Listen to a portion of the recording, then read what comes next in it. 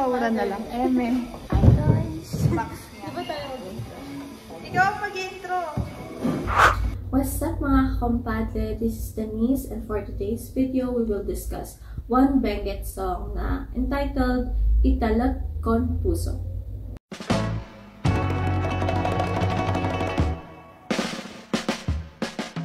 So, kayo ba yung mahilig sa mga love songs?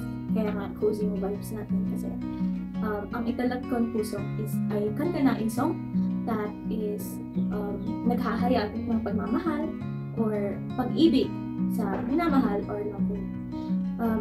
Actually, nung pinapakinggan ko yung song na ito, napaka-mellow and melodious ng tone niya.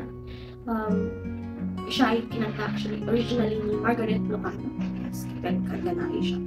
So, yun nga, according sa akin, napakinggan sa YouTube. Napakaganda talaga ng tone niya, napaka-melodious and very heartwarming and pure yung lyrics niya. Actually, when you translate yung lyrics ng song, it's really about confessing your love to someone. So, I suggest that you guys, listen to it. Nakakilig yung song niya kasi it's like confessing your love to someone.